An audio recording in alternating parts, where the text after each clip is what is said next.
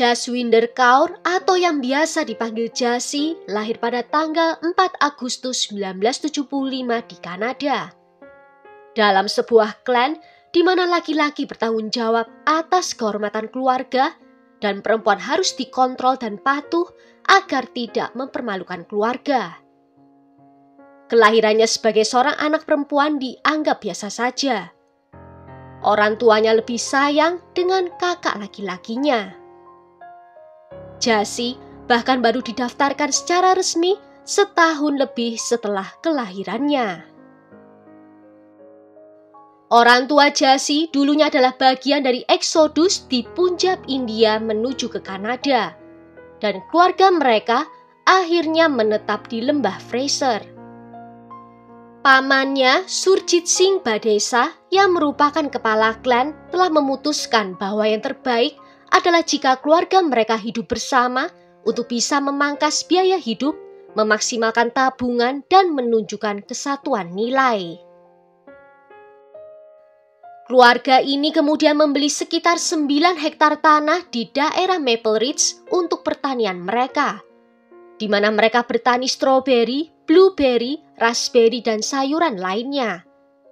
Bisnis pertanian mereka sukses besar dengan pendapatan lebih dari $100 juta per tahunnya. Saat tumbuh dewasa, kehidupan Jasi sederhana dalam sebuah rumah bersama dengan bibi, paman, dan sepupunya. Kehidupannya hanya berkisar pada sekolah dan pekerjaan rumah tangga. Namun bila dia terlalu ramah terhadap para pekerja, dia akan mendapatkan hukuman tamparan dan juga umpatan. Ini adalah bagian dari proses pendidikan Jasi, di mana penghinaan dan hukuman merupakan hal yang penting dalam kehidupan seorang perempuan.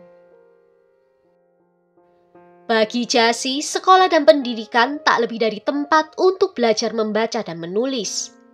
Dan juga dia melakukannya karena disuruh oleh keluarganya. Tidak ada dorongan untuk mendapatkan pendidikan yang tinggi. Bagaimanapun Jasi tidak membutuhkan gelar sarjana untuk merawat suami pilihan keluarganya dan juga melahirkan anak. Ibunya telah melakukan ini dan neneknya juga telah melakukan hal yang sama bertahun-tahun sebelumnya. Setelah lulus SMA, Jasi belajar di sebuah sekolah kecantikan. Dia kemudian bekerja sebagai ahli kecantikan di salon Peaches and Cream di Maple Ridge, Kanada. Tak lama setelah dia lulus SMA. Namun bagi Jasi, ini bukanlah hanya sebuah pekerjaan. Dia melihatnya sebagai sebuah tempat pelarian. Kakaknya yang mengantarkannya ke dan dari tempat kerja setiap harinya. Dan setiap kali dia keluar rumah, akan ada anggota keluarga yang selalu mengikutinya. Jasi juga tidak diizinkan untuk pergi bersenang-senang dengan rekan kerjanya. Gajinya tiap bulan akan disetorkan ke rekening keluarga karena Jasi tidak diizinkan untuk membelanjakan gajinya sendiri. Dia sangat diawasi ketat oleh paman, kakak laki-lakinya, dan juga sepupu laki-lakinya. Di usianya yang ke-24 tahun, Jasi telah mencapai usia di mana wanita muda seperti dia menjadi topik perbincangan di antara anggota keluarga untuk mencari jodoh. Keluarga mereka sering mengadakan pesta dengan membuat Jasi sebagai pusat perhatian, sementara ibu dan bibinya mengawasi kerumunan. Rencana mereka terhadap Jasi adalah memilihkan laki-laki yang memiliki kasta dan status sosial ekonomi yang sama atau kalau bisa lebih tinggi. Pada bulan Desember 1994, Jasi yang sedang mengunjungi keluarga paman dari pihak ibu di India bertemu dengan seorang pria bernama Sukhwinder Singh Sidhu alias Mitu yang adalah seorang pengemudi beca. Mereka berdua langsung jatuh cinta pada pandangan pertama. Di tahun 1995, Jasi telah kembali ke Kanada. Namun mereka menemukan cara untuk bisa bertemu secara diam-diam melalui surat selama 5 tahun. Surat itu ditulis dalam bahasa Punjabi karena Mitu tidak bisa berbahasa Inggris. dan surat-surat itu disembunyikan Jassy di dalam loker di tempat kerjanya. Ibu Jassy terus mendesak agar putrinya itu mau menikahi seorang pria kaya berusia 60 tahun. Jassy yang tidak mau berhasil meyakinkan ibunya untuk membawanya kembali ke India. Jassy mengatakan mungkin akan bisa menemukan jodoh lain di sana. Mereka pun berangkat pada bulan Maret 1999. Ibunya menyetujui rencana itu, namun ternyata Jassy memiliki rencana yang lain. Saat semua orang tertidur lelap, Mitu akan melompati tembok dan masuk ke dalam rumah setelah pukul 11 malam untuk menemui Jassy di dalam kamarnya. Dan di tanggal 15 Maret 1999, pasangan ini berhasil melarikan diri dari keluarga Jassy selama setengah hari. Dan mereka menikah secara diam-diam dalam sebuah upacara sederhana di sebuah gurdwara. Jassy tidak mengungkapkan pernikahannya ini kepada keluarganya. Beberapa bulan kemudian, Jassy kembali pulang ke Kanada. Setahun kemudian, keluarga Jassy mengetahui tentang pernikahan itu. Mereka curiga kepada Jassy sehingga ibunya mengirim kakaknya ke tempat kerjanya untuk memeriksa di sana. Dan saat dia membuka loker Jassy, surat-surat yang disimpan di sana itu terbongkar semua. Dan juga diketahui kalau Jassy mengirimkan uang ke suaminya untuk membeli sebuah skuter. Setelah semuanya terbongkar, Jassy dikurung di ruang bawah tanah rumah keluarganya.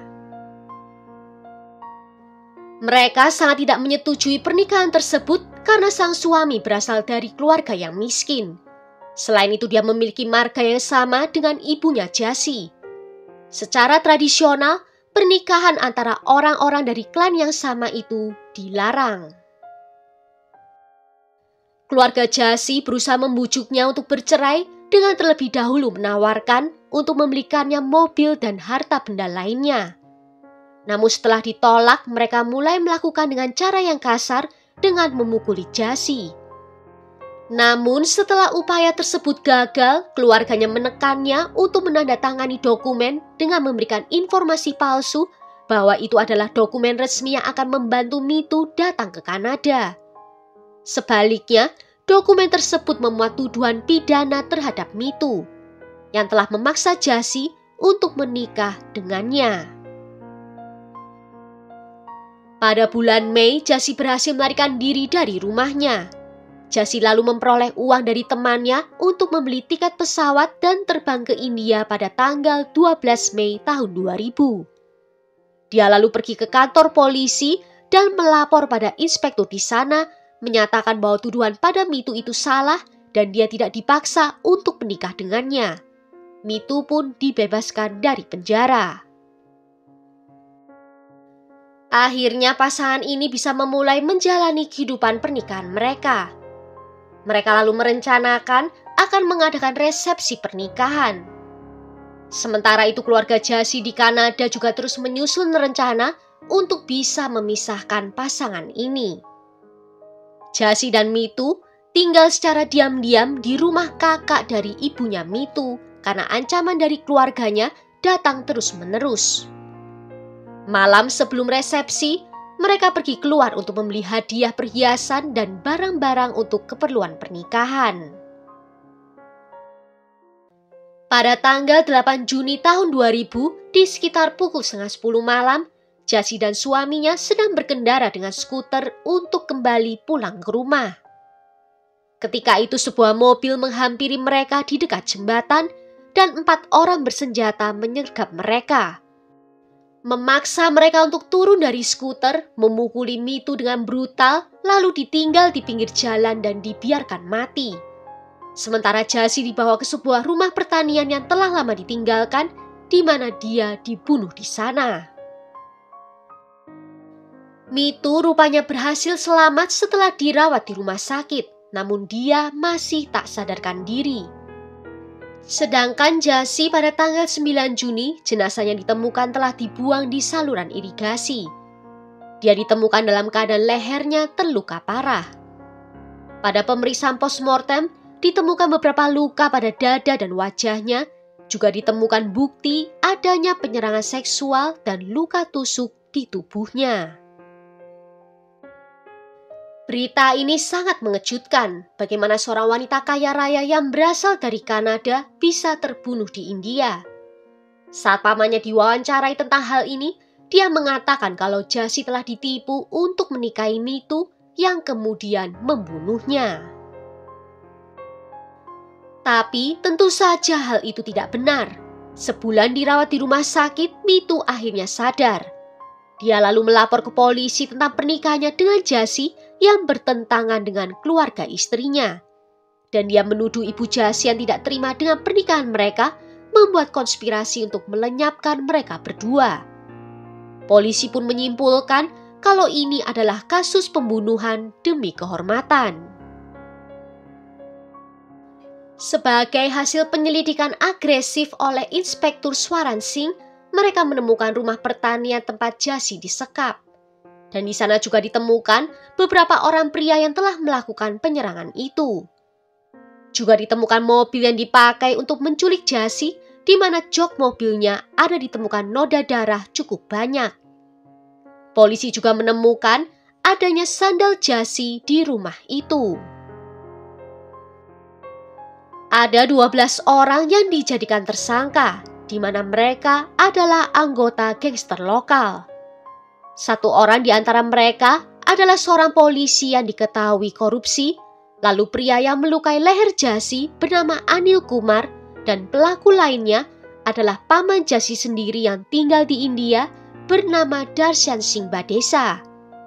Di kantor polisi mereka semua mengakui semua kejahatan yang mereka lakukan, di mana mereka telah dibayar $40.000 oleh keluarga Jassy. Dan saat polisi melakukan pengecekan riwayat telepon salah satu orang pelaku, ada panggilan yang masuk ke telepon itu yang berasal dari Kanada. Yang ternyata setelah ditelusuri, nomor telepon itu milik dari paman Jassy. Mereka lalu mengatakan kalau paman Jassy telah meminta Darshan untuk mencari beberapa orang untuk menghabisi Jassy. Darshan lalu menyuruh Anil dan anak buahnya untuk melakukan perintah itu. Dan juga diketahui bahwa saat diculik di rumah pertanian itu, Jassy sempat menelpon ibunya. Anil mendengar Jassy memohon pada ibunya untuk mengampuni dan tidak membunuh dia. Namun saat Anil mengambil alih kembali telepon itu, ibu Jassy menjadi marah dan menyuruhnya untuk menyelesaikan perintah awal dengan cepat. Semua para pembunuh bayaran yang terlibat berhasil ditangkap dan diadili. Dengan total ada 12 orang yang didakwa atas pembunuhan Jassy. 7 orang diadili, namun setelah persidangan dan banding, hanya 3 orang yang menjalani hukuman atas pembunuhan Jassy, yaitu Anil, Darshan, dan seorang petugas polisi yang menghubungkan pembunuh bayaran dengan keluarganya Jassy. Mereka bertiga dinyatakan bersalah dan dijatuhi hukuman penjara seumur hidup. Mitu sempat dituduh melakukan pemerkosaan pada bulan Agustus tahun 2004. Dan dia dipenjara di penjara pusat Ludhiana selama 4 tahun hingga akhirnya dia dibebaskan. Wanita yang melontarkan tuduhan palsu itu ternyata memiliki koneksi dengan keluarga Jassy Sidhu. Harbinder Sehwag, penerbit surat kabar South Asian Post di Vancouver, turun tangan atas nama Mitu dengan menyewa tim hukum untuknya. Darshan, salah satu pria yang sebelumnya dihukum atas pembunuhan Jassy, kemudian dibebaskan di India setelah mengajukan banding. Dia diberikan izin untuk tinggal permanen di Kanada pada tahun 2008. Namun karena ketahuan berbohong tentang status kriminalnya dalam permohonan imigrasinya, dia kemudian dinyatakan tidak dapat diterima di Kanada.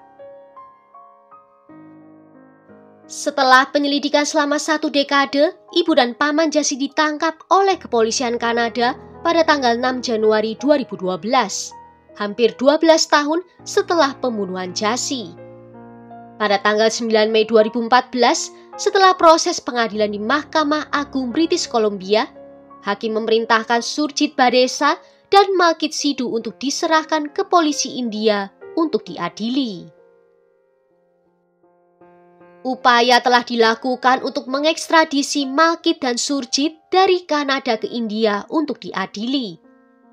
Namun, proses tersebut terhenti karena proses pengadilan British Columbia dan Undang-Undang Ekstradisi Kanada. Saat didesak informasinya saat itu, Royal Canadian Mounted Police, Departemen Luar Negeri Kanada, dan Departemen Kehakiman menyatakan bahwa berkas tersebut tetap aktif dan ekstradisi masih dipertimbangkan. Mosi ini secara efektif mengakhiri perdebatan mengenai ekstradisi mereka yang terhenti oleh pasangan tersebut dengan alasan bahwa tidak cukup bukti untuk melakukan ekstradisi. Hakim mengatakan kalau bukti sudah cukup kuat, termasuk 266 panggilan telepon antara Surjit dan ketiga pria yang dihukum karena membunuh Jasi. Ketika Mahkamah Agung Kanada memutuskan ibu dan paman Jasi harus diekstradisi ke India, suami Jasi, Mitu, mengatakan dia merasa sangat bersyukur atas ribuan orang yang telah memberikan dukungan kepadanya melalui website Justice for Jasi. Dia mengatakan kalau ibu dan paman Jasi harus menghabiskan sisa hidup mereka di dalam penjara, dan dia tidak ingin mereka mendapatkan hukuman mati. Pada 24 Januari 2019, ibu dan paman Jasi diekstradisi dan tiba di Delhi, India untuk menghadapi dakwaan. Saat itu keduanya telah sama-sama berusia 70-an tahun. Mereka akan diadili atas tuduhan telah menyuruh pembunuh bayaran untuk membunuh Jasi. Namun keadilan bagi Jasi mungkin masih akan datang dalam waktu yang cukup lama. Dengan asumsi keduanya dinyatakan bersalah dan proses banding dimulai. Itu semua akan memakan waktu 5 hingga 7 tahun sebelum keputusan hukuman final bisa didapatkan. Di tahun 2022, kuasa hukum kedua terdakwa mengajukan keringanan dengan memintakan mereka bebas dengan jaminan karena usia dari keduanya yang telah mencapai sekitar 75 tahun. Dan mereka telah berada dalam tahanan jangka panjang selama 7 tahun di Kanada dan tidak pernah terlibat dalam kasus lain. Seusai mendengar permintaan itu, hakim mengizinkan petisi itu dan kedua terdakwa dibebaskan dengan jaminan. Dengan syarat paspornya ditahan, tidak boleh meninggalkan negara tanpa izin sebelumnya dan secara teratur hadir di persidangan. Mitu berhasil bertahan hidup dengan mengalami depresi. Dia juga mendapat tuntutan 7 kasus berbeda saat dia terus berjuang demi keadilan bagi Jasi. 6 kasus lainnya termasuk tuduhan pemerkosaan terhadap Mitu gagal di pengadilan. Dan saat ini Mitu dipenjara menghadapi tuduhan penyelundupan narkoba. Bahkan saudaranya juga ikut dipenjara setelah dinyatakan sebagai pelaku dalam kasus di mana Mitu sendiri sudah dibebaskan. Ibu Mitu berbicara pada media, mengatakan apakah dia akan mendengar keputusan akhir dalam kasus ini. Menyatakan kalau mereka masih menerima ancaman baru bahwa Mitu akan disingkirkan jika mereka tidak berkompromi. Meskipun Mitu tidak dapat dihubungi di penjara, pengacaranya mengatakan bahwa persidangan sedang berlangsung. Ada lebih dari 20 orang saksi yang telah diperiksa. Namun ibu dan paman Jasi tetap menyatakan kalau mereka tidak bersalah dan terus menuduh Mitu yang telah membunuh Jasi. Well, sampai di sini dulu cerita kali ini. Bagaimana menurut kalian tentang kasus ini? Tulis ya pendapat kalian di kolom komentar. Jika ada yang mau request kasus-kasus tertentu, juga bisa menuliskannya di kolom komentar. Akhir kata terima kasih karena sudah nonton video ini sampai akhir. Sampai jumpa di video berikutnya. Ciao!